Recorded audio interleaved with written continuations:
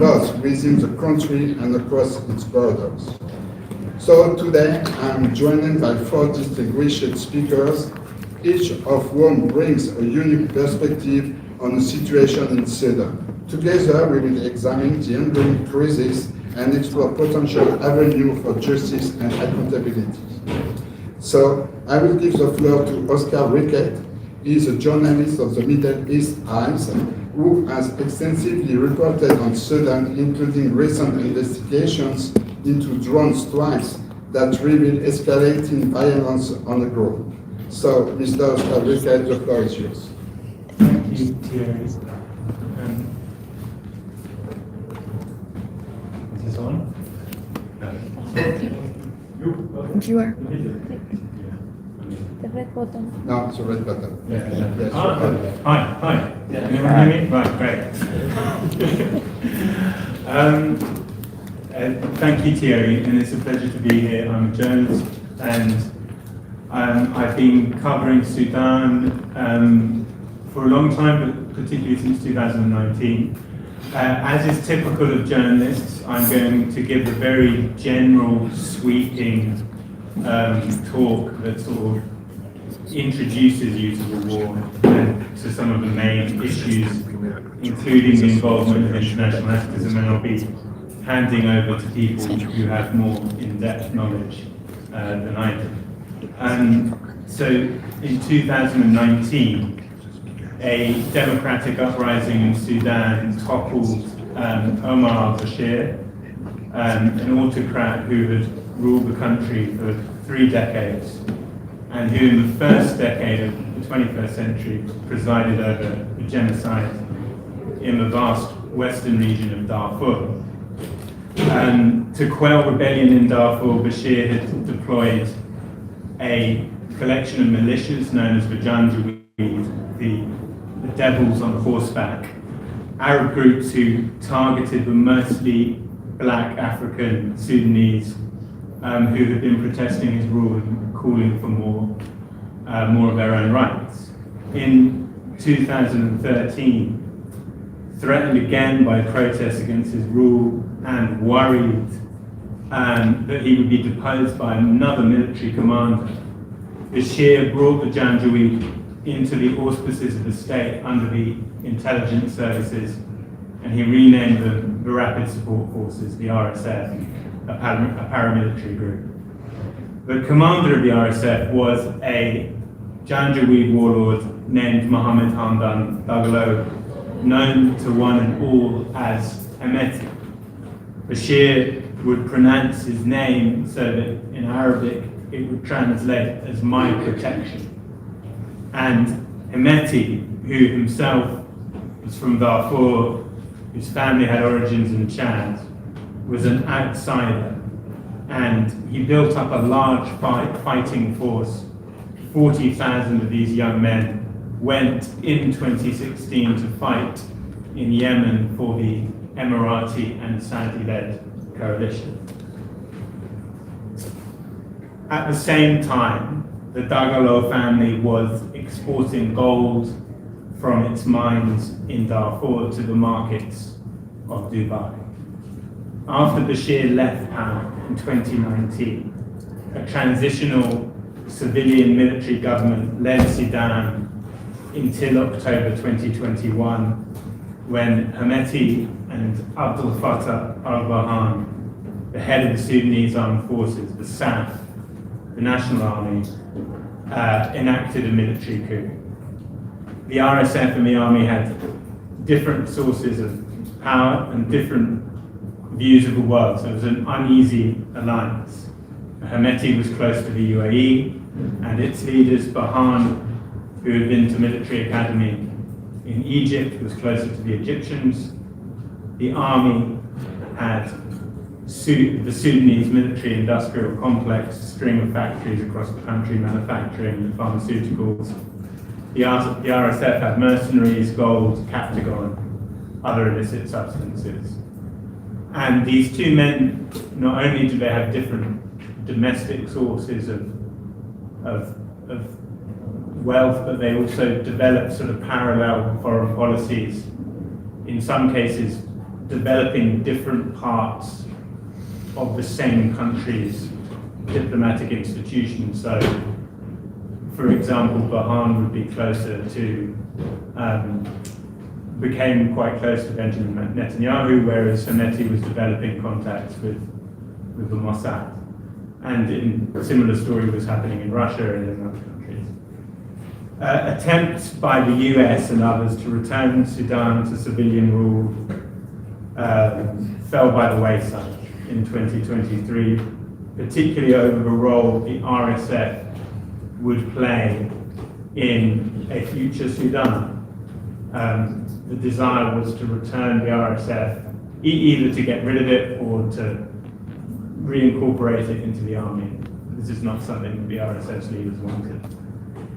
In the early hours of the 15th of April 2023, RSF fighters stormed the presidential palace in Khartoum, with Burhan taking up arms himself and escaping into the network of tunnels. The war has continued ever since. And as Thierry said, we're now at a point where over 12 million people have fled their homes. And the leaders of charities, aid agencies have told me that while we can't be sure how many people have died, it's most likely in the hundreds of thousands. The RSF, at the beginning of the war, it took Khartoum and its twin cities, but this year the army has made significant gains. It's taken back the capital. And now we're in a situation where the RSF is more or less consigned to Darfur, most of which it controls. It's in Darfur that the RSF has once again been accused of genocide, targeting non-Arab groups, particularly the black Masalit people. And in January, the US government made this designation. They said that the RSF was committing genocide while also determining that the army had committed war crimes, and most recently, it has accused the army of using chemical weapons against the RSF. The war has continued in part, or perhaps mainly, because of the involvement of international actors, primarily the United Arab Emirates, which has supplied the RSF with weapons through a shifting network of supply lines that has at different points included the forces of Khalifa Haftar in eastern Libya, Central African Republic, Chad, Uganda, and now the port of Bosaso in Somalia's Puntland region. The UAE has continued to deny this, but the UN has found reports of Emirati involvement to be credible. In December 2024, the Biden administration's outgoing Middle East advisor, Fred McGurk, told Senator Chris Van Hollen that the UAE had agreed to stop supplying the RSF, which in itself was an admission that it had been supplying the RSF. In January, Van Hollen released a statement saying that this had not, in fact, happened. We now have reports, credible reports, backed up by documentary evidence of the shipment of Chinese-made drones and other military supplies to Niala in Darfur, and it is these shipments that have brought us to a new point in the war. The war is morphing into a drone war. In May, the army, at the beginning of May, the army targeted military cargo flying into Niala, killed civilians in the process, and also, it is alleged, killed Emirati personnel working on the ground there. That set in a chain of events that then saw a drone bombing campaign conducted in retribution on Port Sudan, which has become the de facto capital of Sudan and is a a home to the Sudanese Armed Forces-led government. That drone campaign caused widespread damage to the city, and it also exposed the involvement of Turkish drone operators who had been working for the Sudanese Armed Forces. So the war has now become more clearly a proxy war that involves not just the UAE but Turkey, and there are credible reports of Qatari involvement, and also there are historic allegiances and alliances between Egypt and the Sudanese army. Diplomatically, attempts to end the war have gone nowhere, and now we face a situation where the war continues to happen, and there appears to be no real pathway to ending it. Hemeti is said to not want to give up the capital Khartoum for the RSF. So having given that overview of what's happening, I'm going to hand over to Matthew Hedges, who will speak more specifically about the UAE's involvement and, well, about whatever he wants to speak about.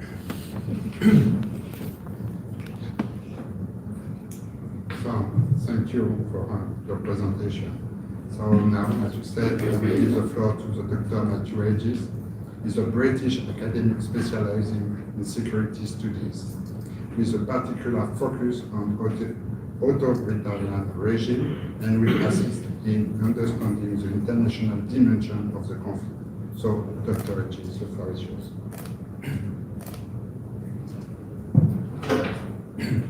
Good afternoon, and thank you all for attending.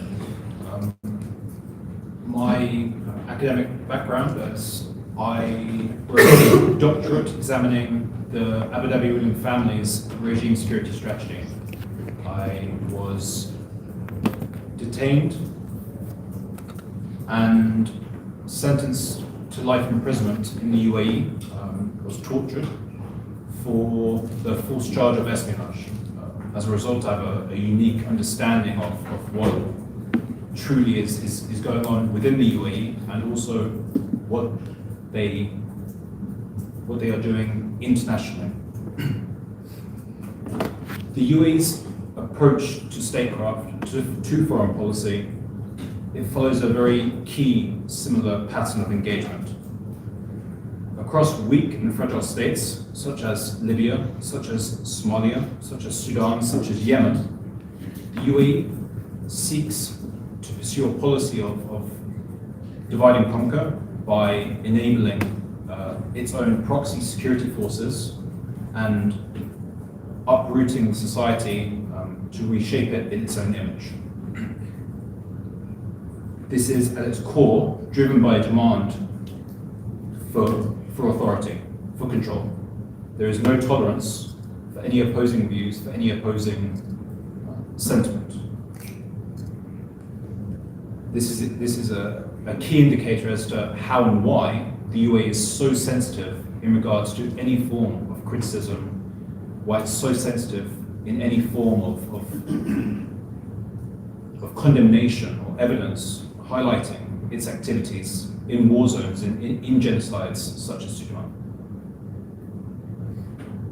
It's crucial to state that the UAE's actions in Sudan, alongside the RSF, in enabling the civil war to continue, these are a direct mirroring of what it does domestically.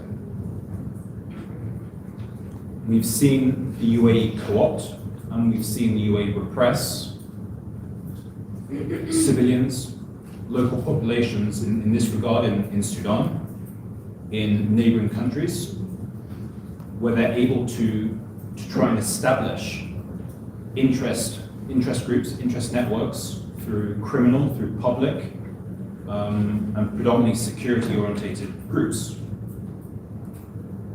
By enabling these actors to pursue Abu Dhabi's interests, they are extending their reach into these weak and fragile states. Alternatively, if people don't agree with what they want, there's the act of repression. It is enabling these forces to leverage whatever tools they have at their disposal. The UAE has a state security organization, a secret police within its own country, whose laws supersede the national constitution, where there's no protection, there's no accountability or oversight from this. And these are the same sorts of groups that the UAE is supporting in a place like Sudan, where a genocide is occurring. It's always able to demonstrate and legitimize its actions in a broken state by saying, we are here to drive security, we are here to try and defeat extremism, to try and defeat terrorism, which all legitimate qualms, they're all legitimate concerns.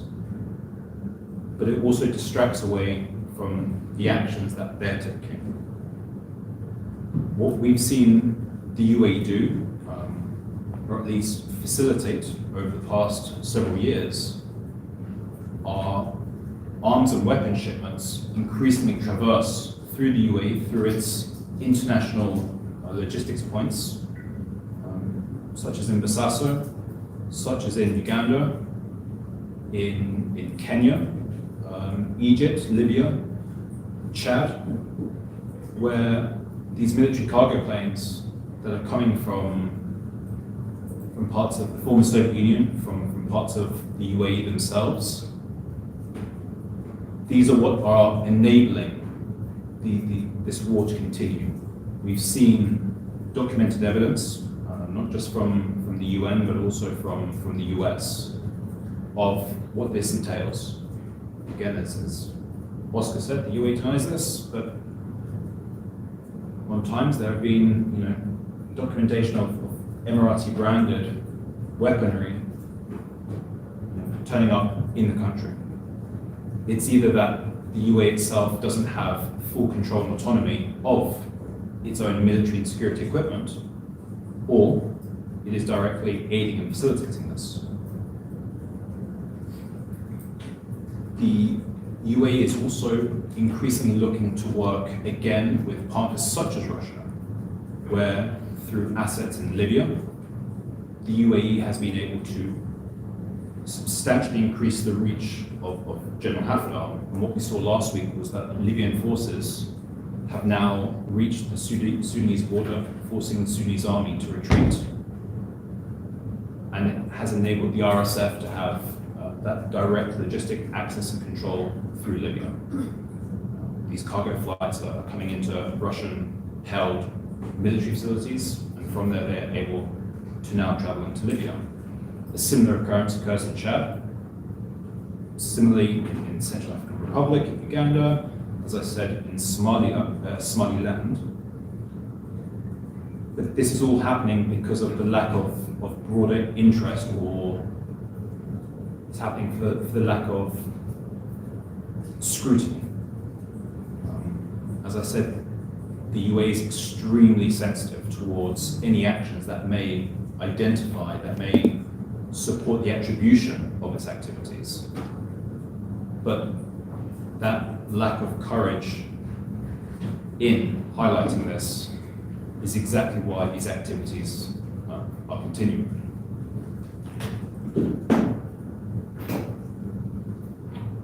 The UAE has started to lose a considerable amount of momentum, of control, of reach in a country like Sudan. And what we've seen in this regard, and what we've seen in Libya, what we see in Yemen, what we see in Somalia, is instead of possibly accepting that conditions are not in their favor anymore, they are in fact doubling down on their activity. They are increasing the delivery of military support to these proxy groups. they are using and they are being rewarded by the spread of conflict from Sudan into its bordering states. They are thriving on this chaos to further legitimize and to further empower their interests. If this were to spill over, if the Sudanese military were to attack these refugee sites in South Sudan, in Chad, where these military weapons and these connections are going through, this would distract away from what they are doing. And it's of course benefiting other states such as Russia, such as Kenya, who, according to a report recently this last week, that they are manufacturing and they are also now exporting their ammunition to Sudan. And it's where the UAE has a strong connection to. It's a way to which they can legitimize their presence as part of to suit different audiences in terms of a counter-Russian narrative or in terms of a counter-US narrative.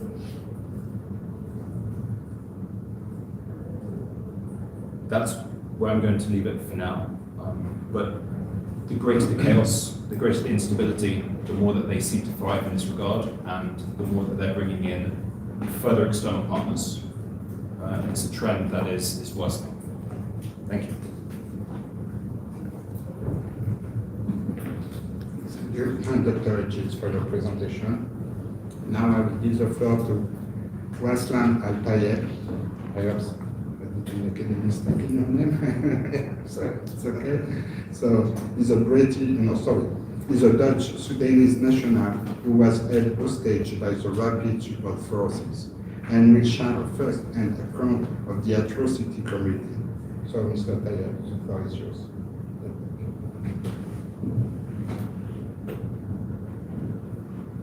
This one? Yes. Hi, everybody. Yeah, I am one of the first victims in this war. Was captured in the first week, actually the fourth day of the start of the war.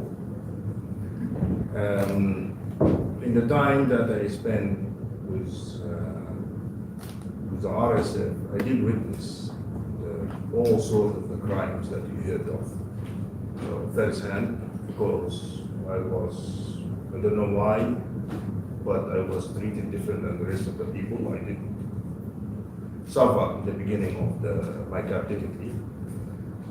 But after that, I was kept with their intelligence. So I had to go through witnessing all the crimes that you heard, from murders to tortures to rape, all of it. I was witnessing. But in the same time, the war in Sudan started physically in 2023, but it started before that time, ago, that by the fifth generation wars and putting Sudan in a certain narrative that is a country that is constantly in war and starvation and so on. It made Sudan in a certain narrative. And that narrative carried on, which is increased the suffering of the people now in the war itself. Because it's removed highlighting the real criminals, the RSF and their backers in the United Arab Emirates, which is orchestrated and backed and commanded this war all the way by, for example, stating it's the war, as an example, the war is between the RSF and the Sudanese armed forces. It is not between the RSF and the Sudanese armed forces. It is between the RSF and Sudan as a country. The people fighting in the ground right now is the Sudanese armed forces, the police, the intelligence, and the Sudanese civilians who took arms and joined the army as group fighting against the RSF. And that is very important because by stating it is between the SAF and the RSF, it made it like equal oppositions, and it actually misguided the whole narrative. That is, what is the war about? Sudan is a state, is a very old state, one of the oldest nations on earth, but still being treated like a war between two forces. It is not. Between the central government led by the command of the army, because we are in transition, because we are in a change of government. And there is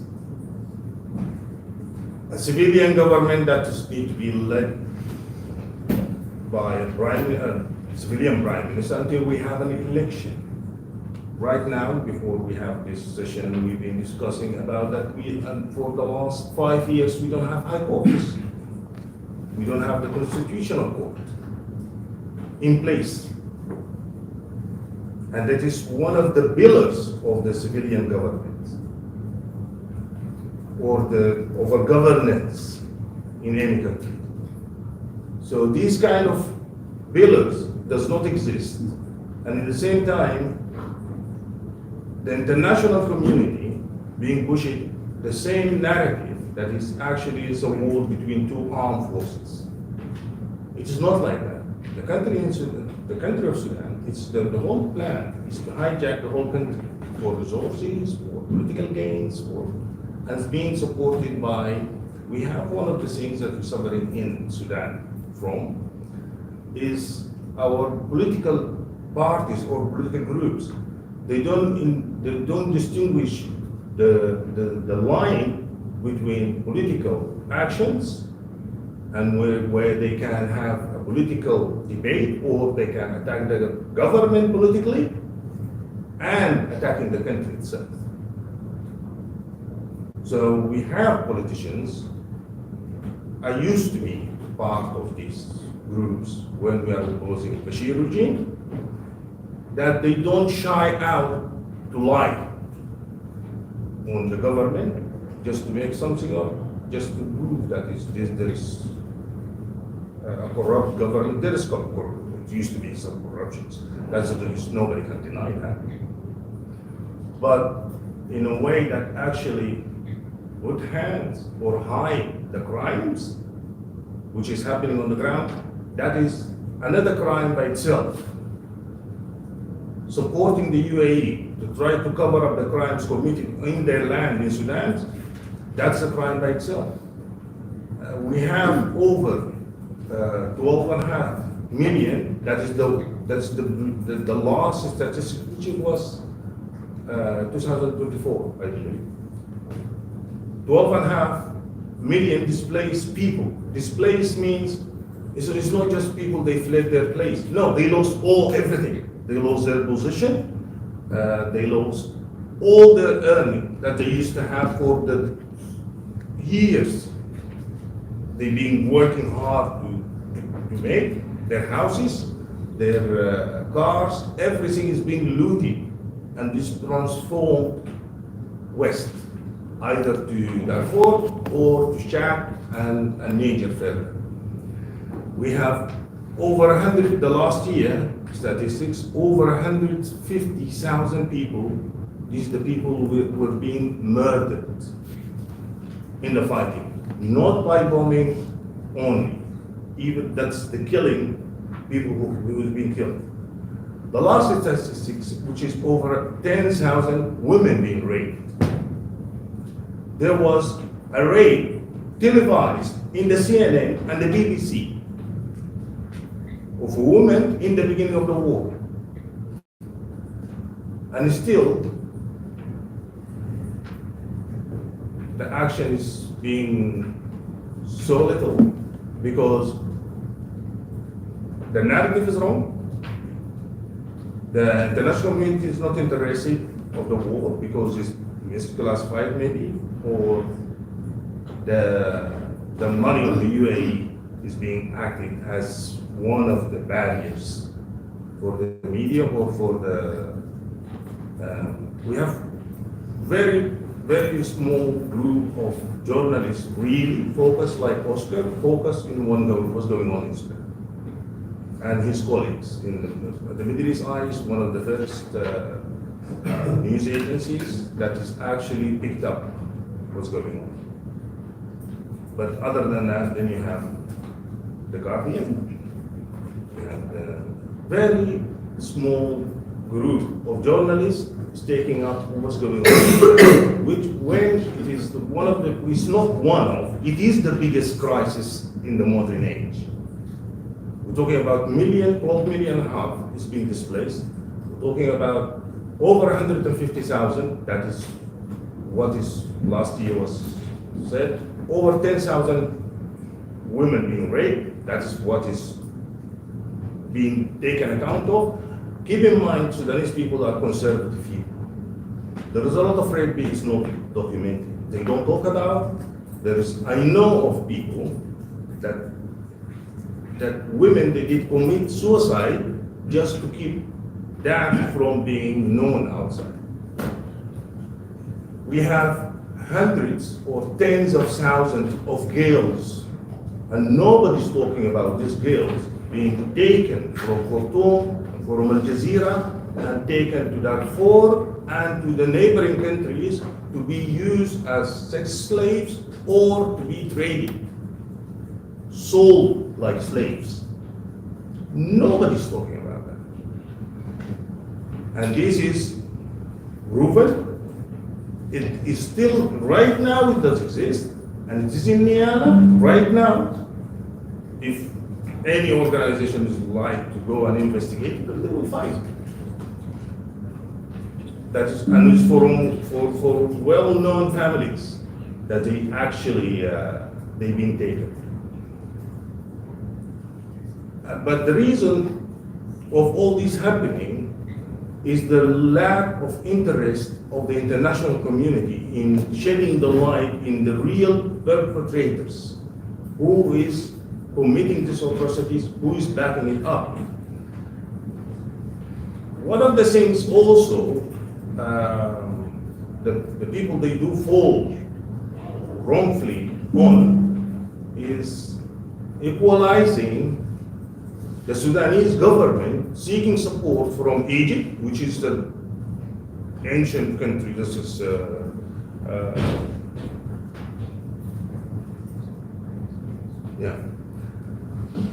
Egypt as a very close country to Sudan for centuries. Well, Sudan and Egypt is the oldest countries on earth. It's over 1,000 years ago. So it's normal that Sudan seeks help by Egypt. It's normal Sudan seeks help from allies and friends.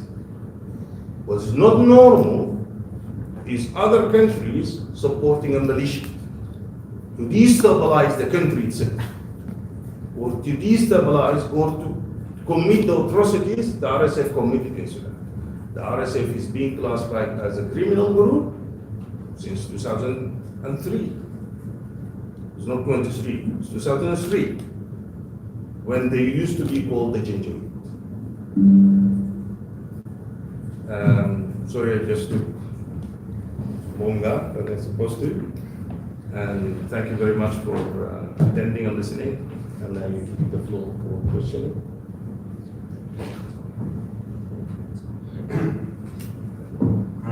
Thank you. Sorry, I have just a technical issue with the Zoom because I don't have on so I will still to.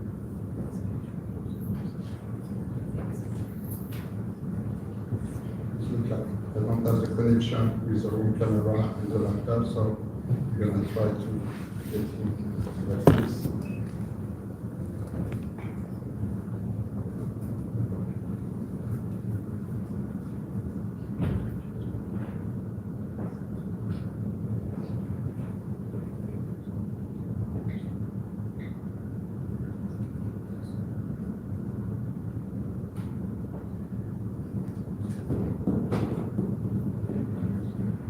Okay, can you hear us?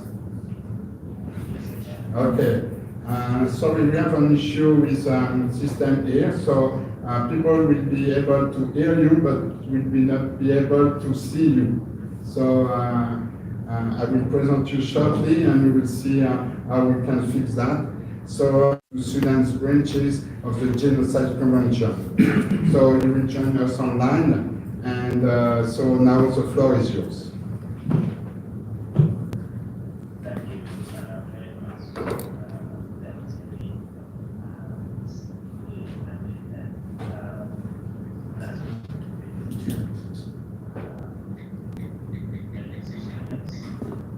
Yeah, put your earpiece on, you can hear it.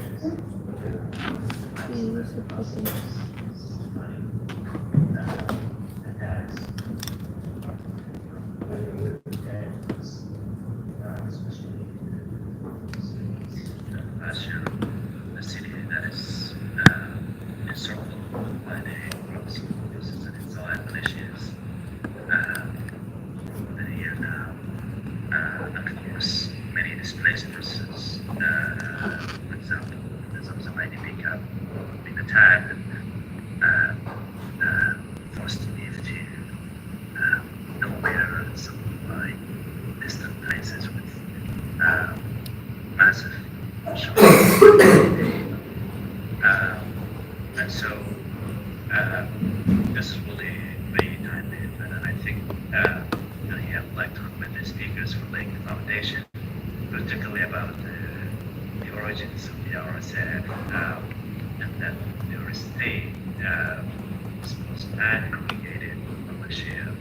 And I think the Sudan first was studied study Sudan are well aware that we have a long history of sort of creating militias to respond to political crises and demands for revolutions, etc. And so the RSF is really not,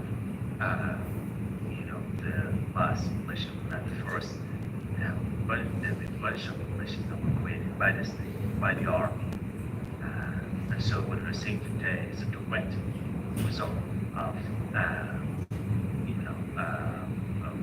where we have created ourselves and we have, I think the state, subsequent states, subsequent governments in Sudan. And now, the reason really, I think we got, to primary essential reasons. One is the track record of cultural impunity. Throughout the history of Sudan, there are a bunch of atrocities that were committed against Sudanese people, and quite frankly, today, none of the perpetrators were held accountable. And so today we'll see perpetrators, especially the RSF and allied militias, and of course also SAP and their allied militias.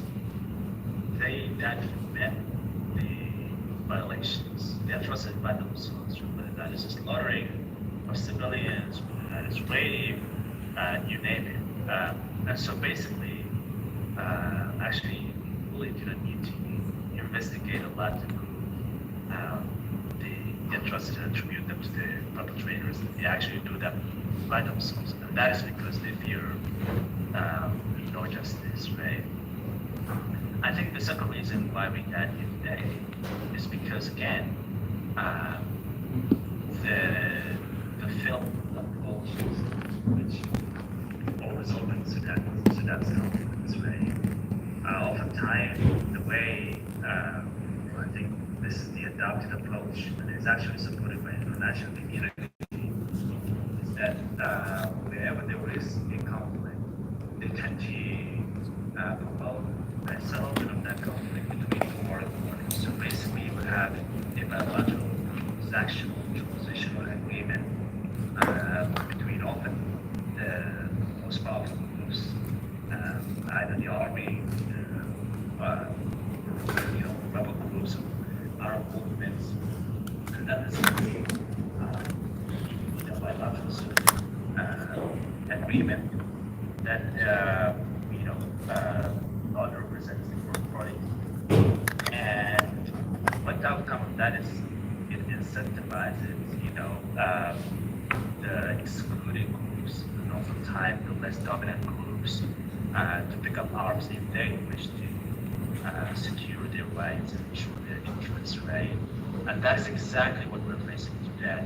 I can name starting from the Addis Ababa Agreement in 1972, moving on to for sure the peace agreement in 1997, to comprehensive peace agreement in 2005, the Abuja peace agreement, the CERT peace agreement, the Doha peace agreement, the Geneva peace agreement, and even the interim period, transitional period, right? It was really a mere sort of a settlement between the military and the civilian leaders, and so those are kind of reasons why we failed to address the political crisis. So this war was inevitable, and I think the only something that we did not expect was the magnitude and from where it started, right? And it started from Khartoum. That was surprising for a lot of people. Now, swiftly on to the current violations and the war that we've done, and they're all of them center, and I think the ones preceding the atrocities, particularly those committed in Geneva, we've been raising concerns about the imminent risk of atrocities and genocide.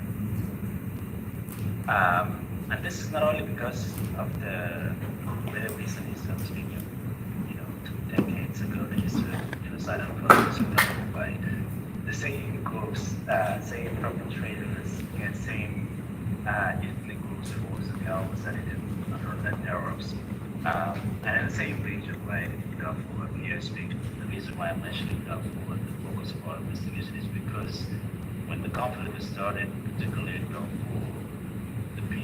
people were attacked on ethnically motivated grounds, right?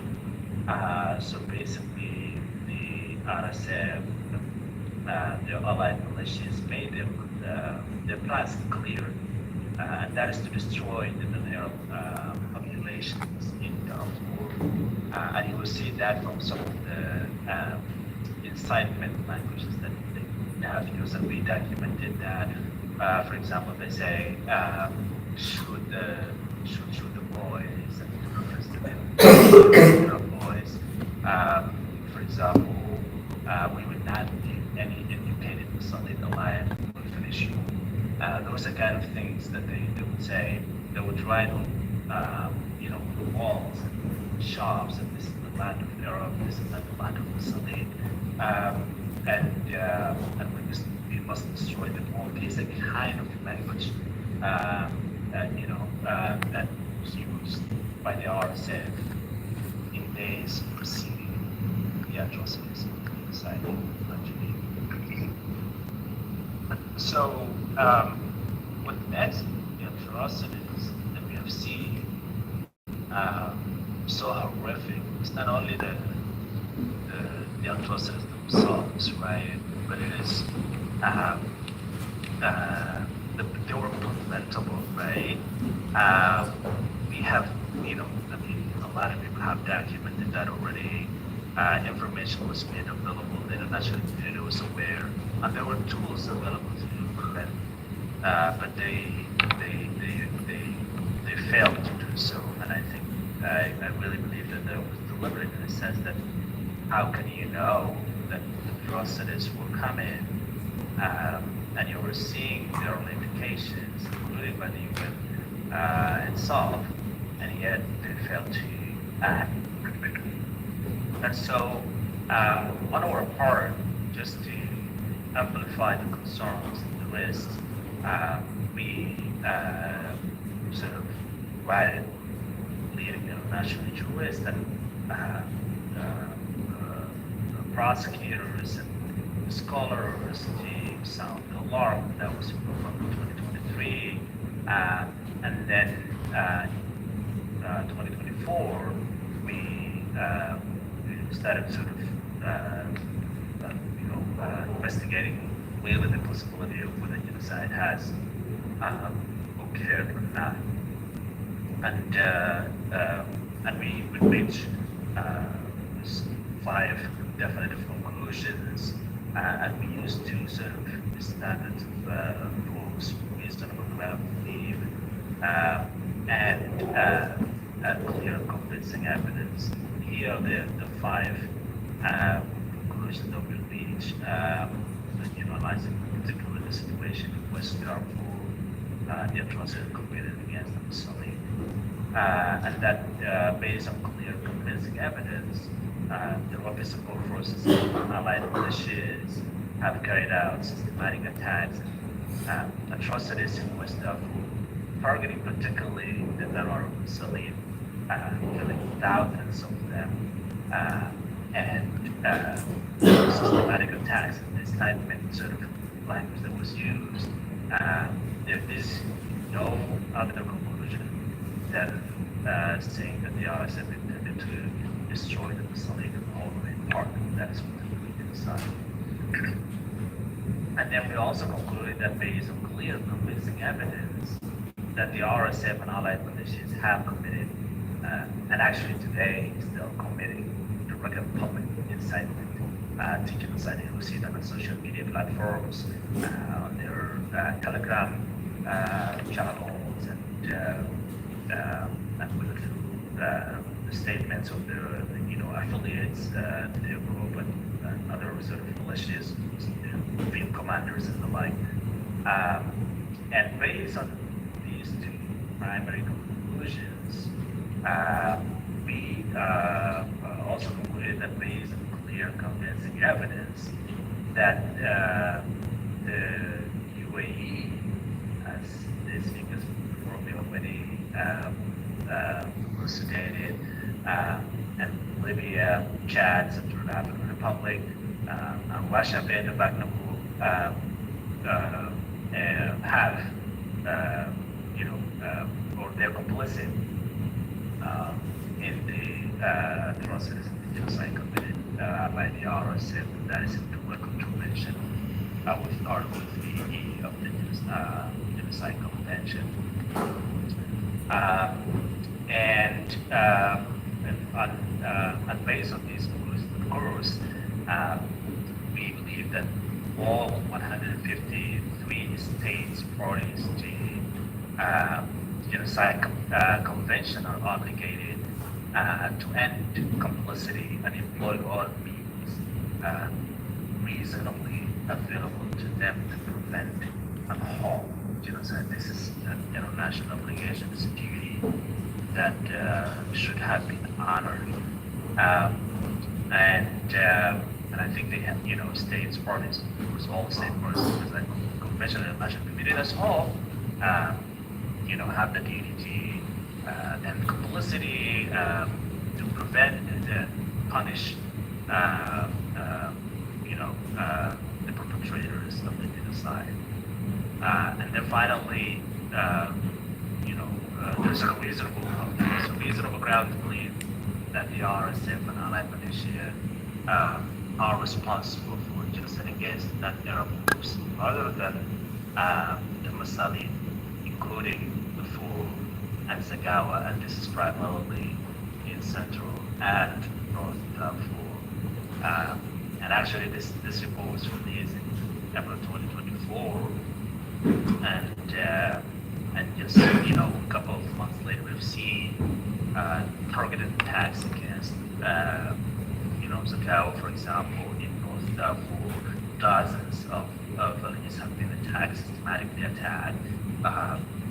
The attack on some IDP camp last April, and the numerous incidents that we have already seen coming, and that is the reason why at the time when we released the report, we've seen based on reasons that the RSF was going to,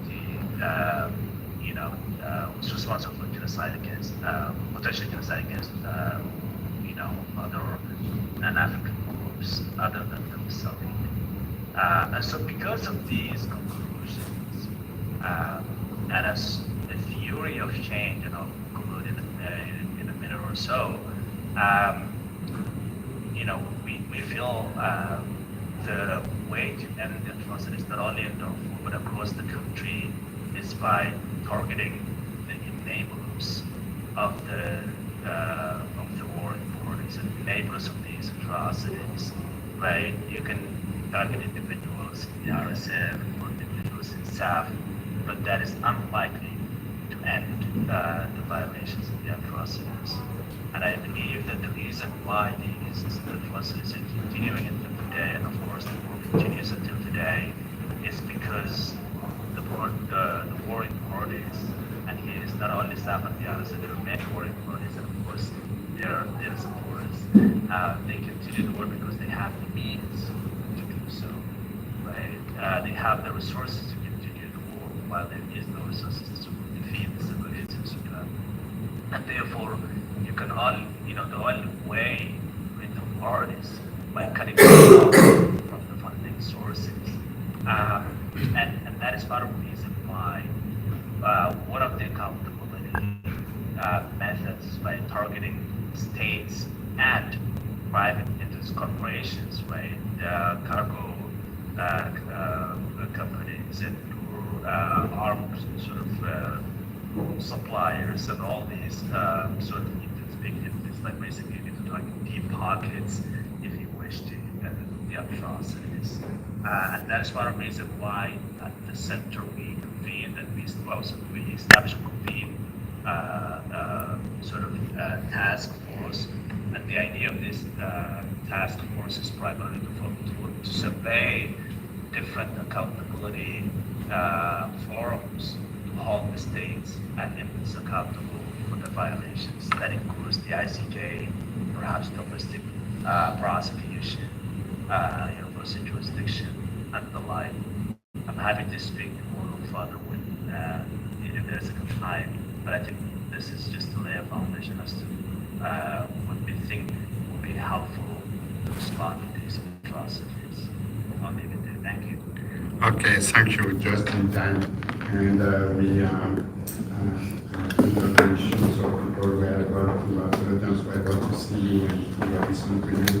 And thank you for the participation. And we have a few minutes for one or two questions with the audience. One question, so just to tell you, just a question, because we have 4 minutes, so just right away question, please. Okay, thank you very much. I'm Muhammad Yassin from the African Center for Democracy and Human Rights Studies. Thank you for this panel, and to my friend Dr. Murtaza. It is good that you highlighted that the RSF is not committing genocide only from 2023, but goes back to 2003. But I would like also to highlight to you that the genocide is not even goes back to 2003, but goes from 1983, when the rebellion started in South Sudan before its secession. And don't you think that now you are condemning only RSF? Don't you think that also RSF is a genesis, it is an embryonic creature of the South? And don't you think that all these mushrooming militias are coming from the Muslim Brotherhood and the political Islam which want to dominate in Sudan? If you have a highlight on this matter, that would be appreciated. Thank you. So I'm sorry. You will have time outside the room to speak with the speaker, because we are just in time to finish. We have a schedule by 5 to should be finished. So thank you for the question, and for sure the speakers there will be very happy to answer your question outside the room. So sorry for that, and thank you all of you for attending to our side event, and that will end the side event for today.